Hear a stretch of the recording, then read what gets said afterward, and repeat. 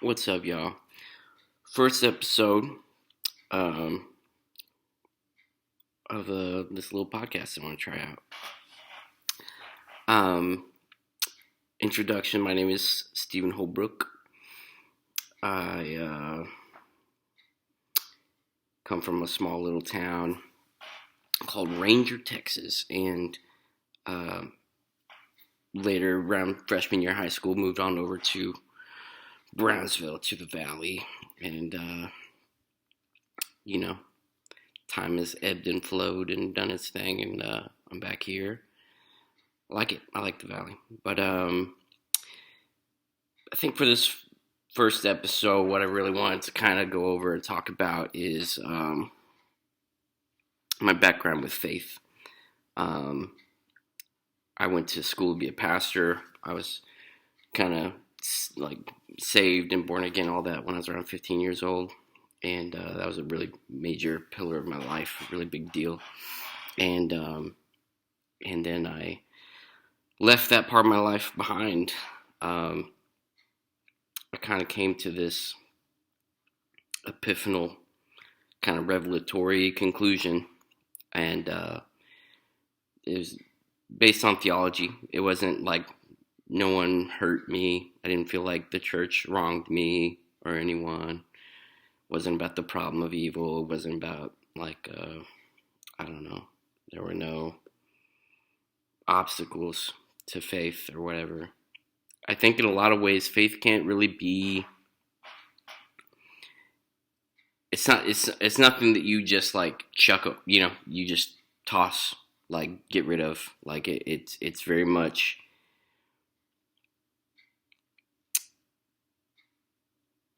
It's not yours. I don't know. It possesses you in a way. Like it's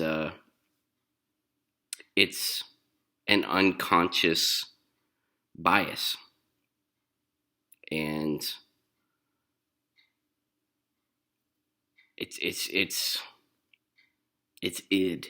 It's like deep. It's brainstem. It's nothing that you can control. Like you can't just be like flame on, flame off. I believe now I don't. Like you, it's a realization that is so profound and personal, and and that's why I know just how painful it is to lose. And when I did lose my faith, I at first, was, I think, pretty reasonably upset. This was a big part of my life, and a, a big part of what I considered like objective reality. And for that to just be kind of stripped down and gone, I mean, that I needed counseling, I needed therapy, I needed help. Um, I would have.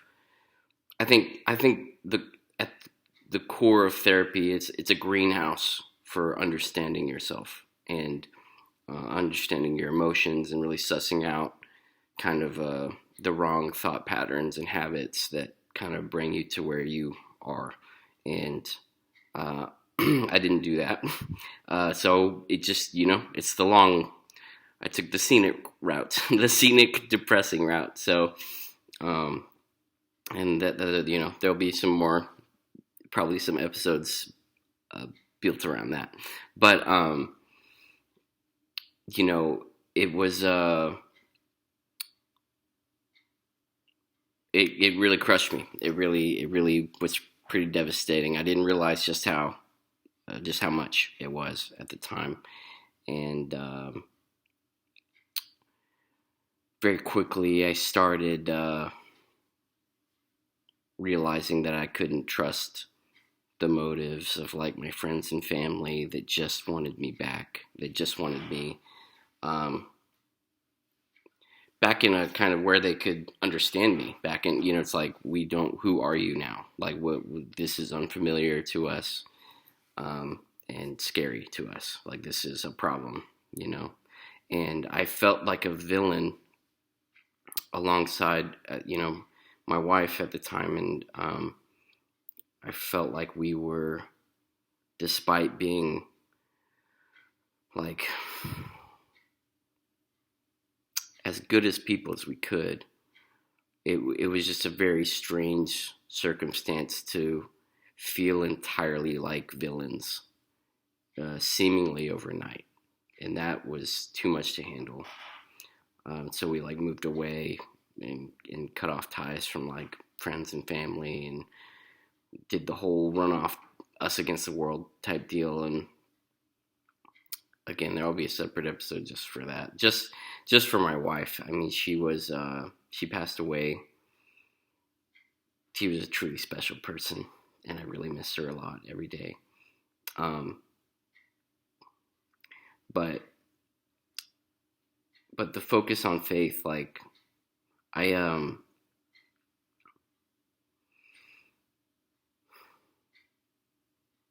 it's weird. I miss it.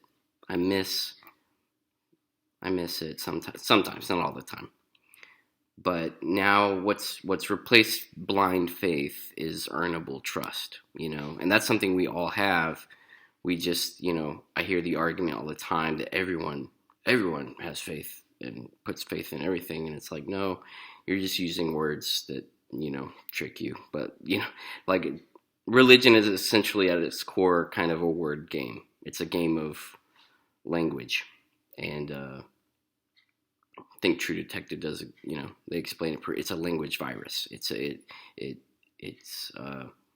helps you suss out reality and kind of where we fit in the universe. And I have no enemies. Like I love pious people. I love believers. I for a while I went as far to say, it's the traditional kind of anti-gay, but in a positive light thing, to be like, hate the sin, love the sinner. Like that's kind of the traditional Christian approach to like gay people, is like, no, we love the people, but we hate the sin. Like we condemn the act and the behavior and all that, but we love the people.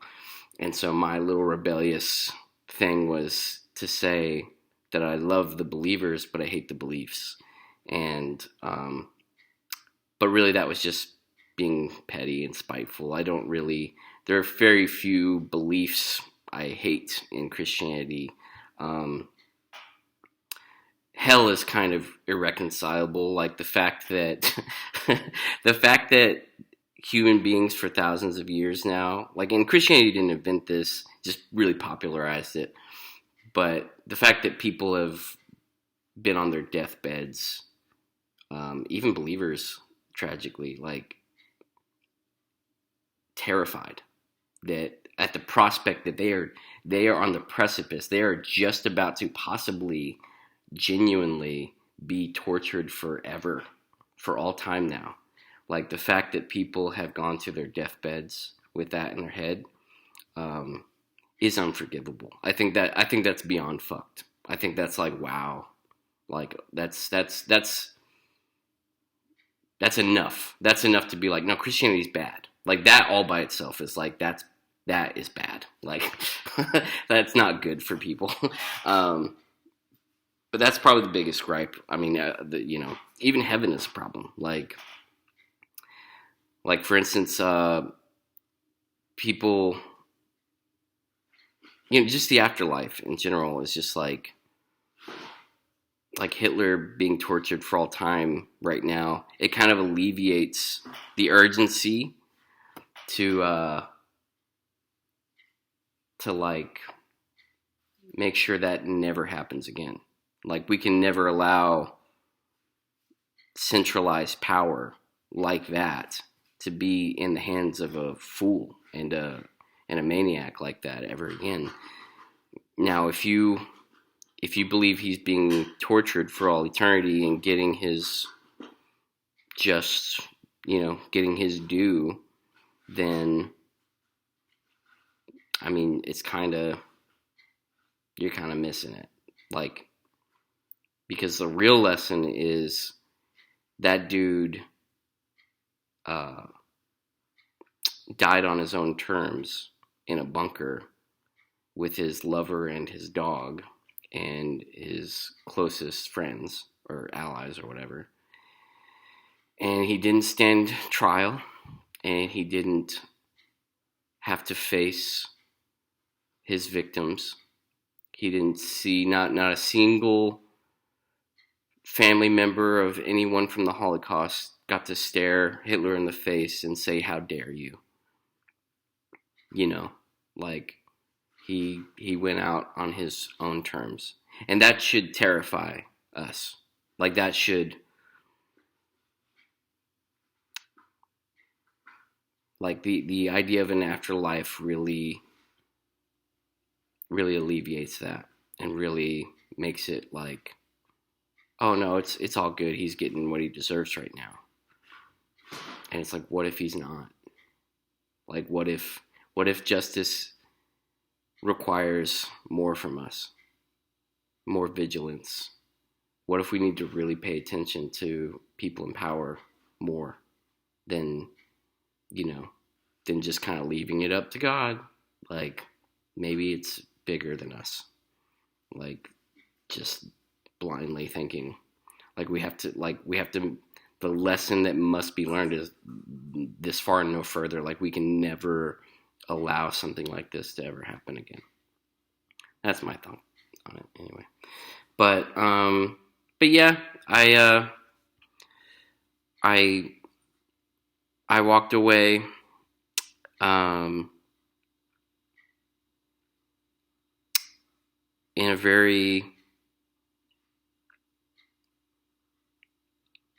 a place of pain. It hurt. I broke down. It broke me. I felt like I couldn't trust my emotions, couldn't trust my intuitions. I couldn't trust. It shattered the entirety of myself, of being able to trust anything about myself. And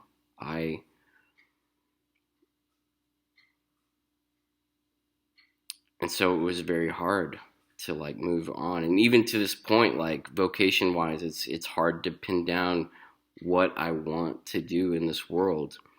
When your appetite as a human was expanded to like this really infinite kind of level of like purpose. Because because Christianity, there's kind of a built-in narcissism to it. There's kind of a backdoor narcissism to it. God is at the center of the universe, and at the center of God's heart and his desire is you. So in a very roundabout backdoor way, you are at the center of the universe because God values you.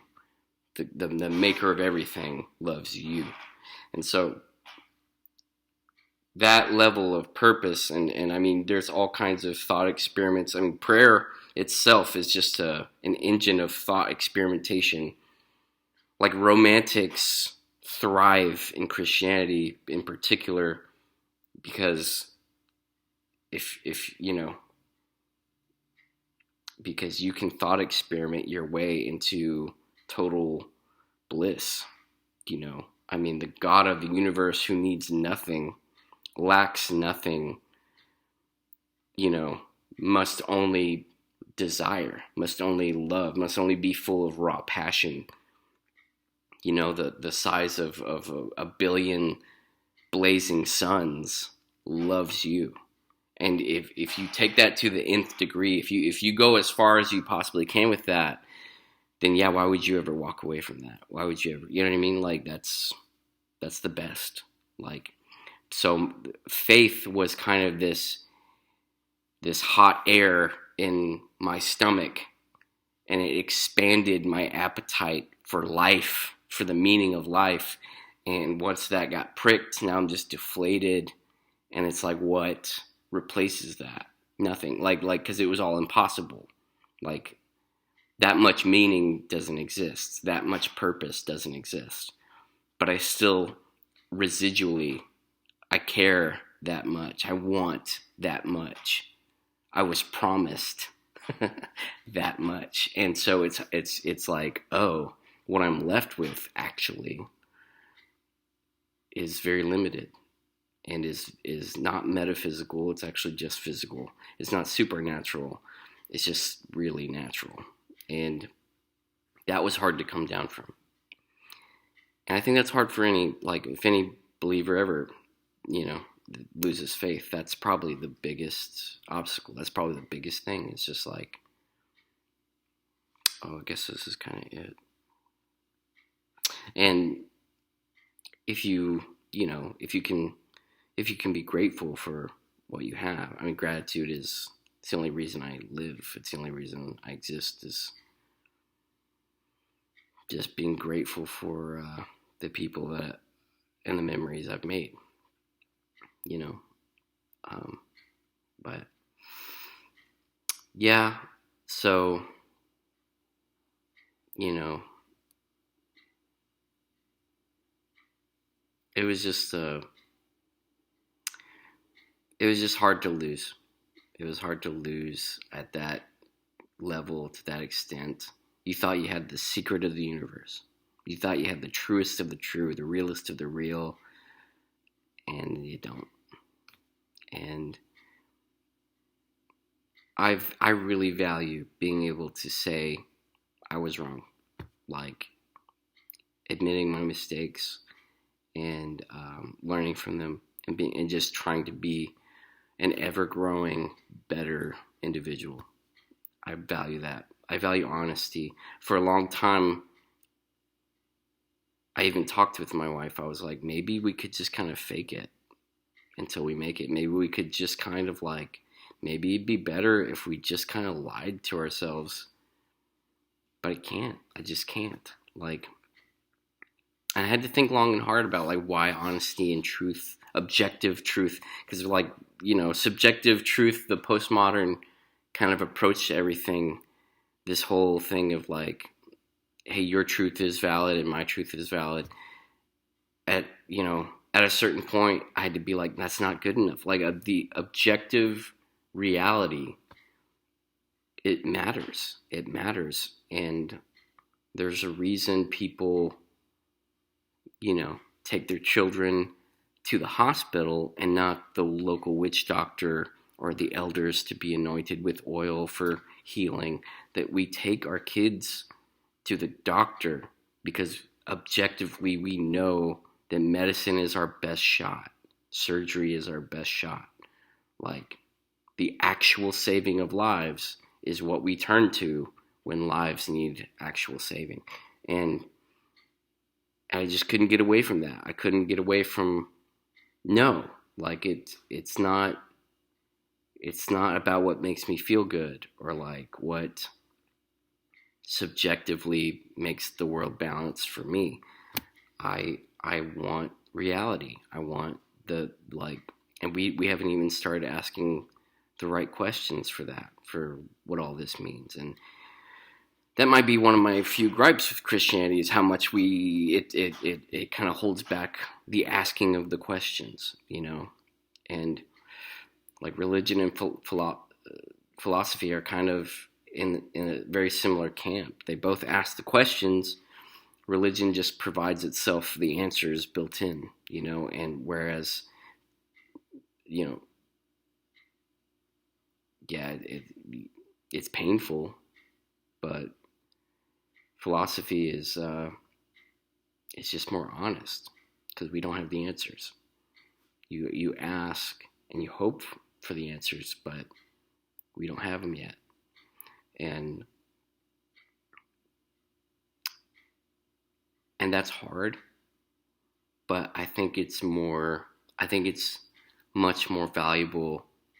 I feel like a citizen of the human race by not having the answers, because how dare I, you know, claim that to have ever had them, when literally every human being that has ever lived and died on this planet went to the grave uncertain. Like, why should I have this certainty? If anything, I feel like such a grateful participant in the confusion. You know, some people say humanity is lost, and I think anytime you make extreme statements like that, it's like the inverse can also be true. When you go to such extreme levels like that, like all of humanity is lost, you know, I subscribe to none of humanity is lost. Like, what's really the real problem is ever being presented with a path to begin with. You know, a false path. Like the idea of perfection, something that we can't live up to. It's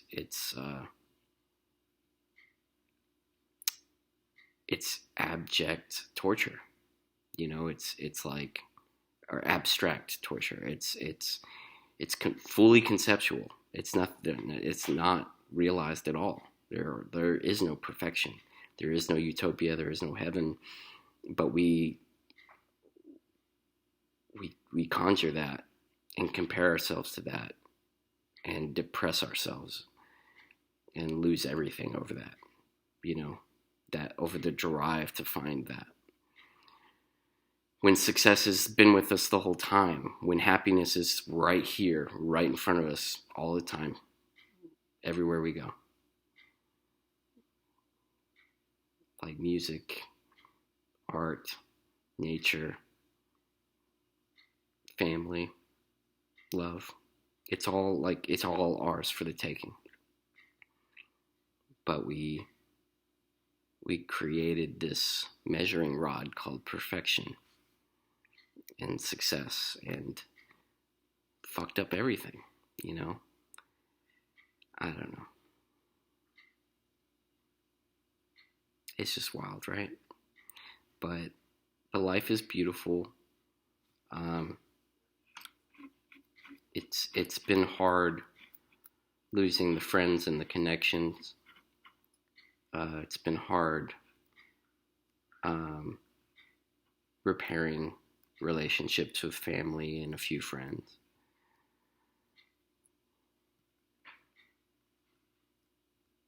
But it's really been hard repairing myself and accepting myself and forgiving myself, really forgiving myself. You know, because it's easy to be like, hey, dumbass, why did you go down that road? Like, why didn't you go to actual college? Why didn't you apply yourself in these ways rather than those, you know? But then I wouldn't have met my wife, and I wouldn't have built the memories and the friendships and relationships that I had. And I wouldn't have this story. And I wouldn't have the new chapters I'm currently writing.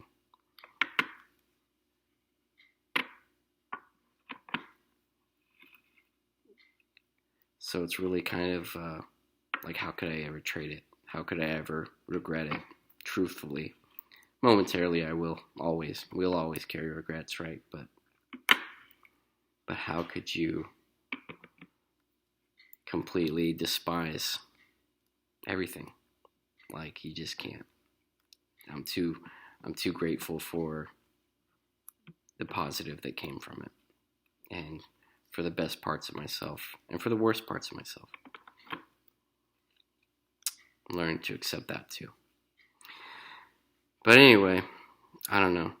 Felt like I just wanted to talk about what it was like to lose faith in Jesus.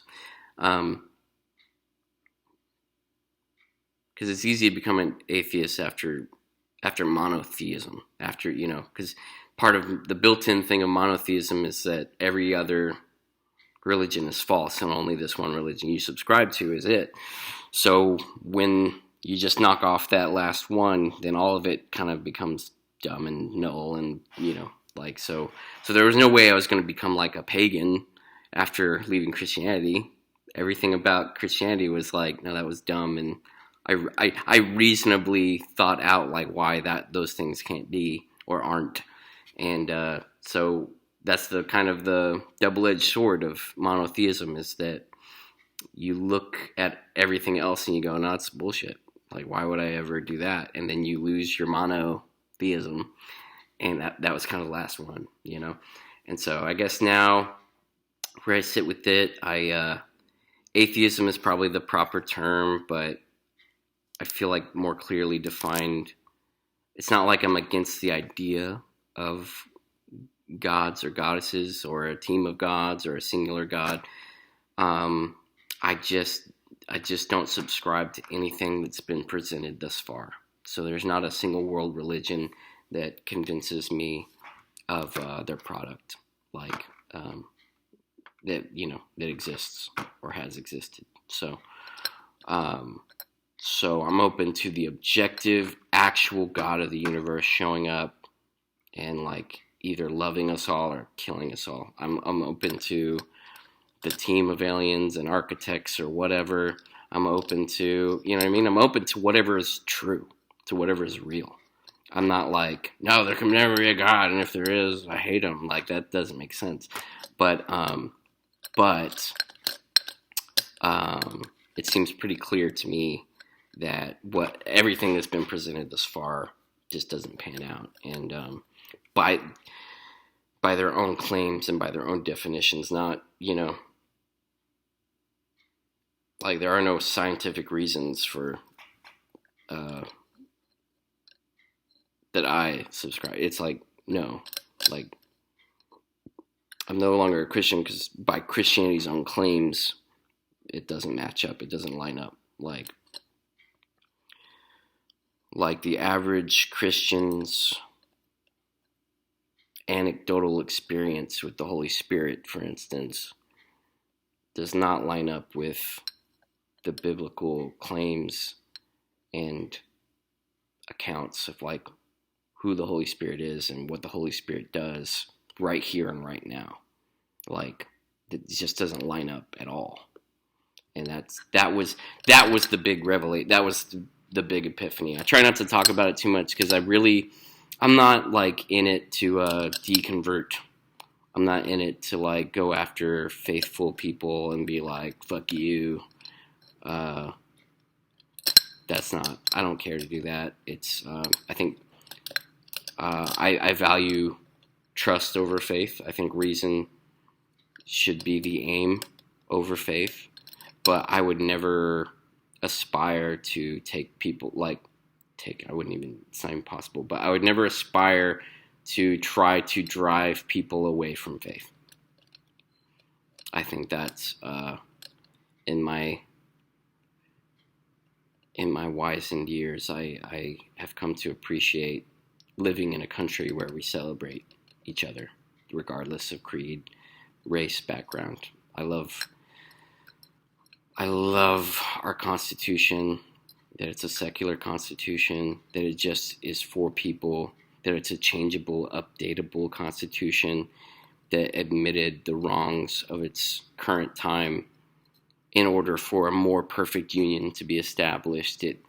It houses the very tools to change and update itself for what we should be. And I think that is the coolest fucking form of government ever. And so I love America for that alone, for the Constitution alone is amazing. And so I value people's, background of faith, like that they are, that's them. That's cool. I got no beef with that. I have no enemies. Straight up. I really don't. And, but I guess I just, for this opener, wanted to share kind of what it felt like to leave faith behind and in the pursuit of, earnable trust in a chaotic universe. And that's been painful and it's been tough. But I love my friends and family that have done their very best to try to understand me. Because it's a different version of me entirely than what they've been used to. And, it is what it is. But, yeah, I don't know. Guess I'll wrap up the first one. I was thinking, yeah, probably 30 minutes. Oh, damn, right on the knot. Like, I feel like that's a good place to do these little episodes or whatever. Um, yeah, I don't know. I feel like this will be therapeutic, but also I think this is. I think I have a lot of like valid experience, and I'm a pretty articulate dude, and I love people, and I want to, as best as I can, unselfishly help and mediate people and their struggles as best as I know I can. So if this helped you in any kind of way, appreciate the support. Um, if anything, it's just I'm just a dude telling my story, and I hope that I don't know, you found something beautiful in it. Till next time, peace out, homies.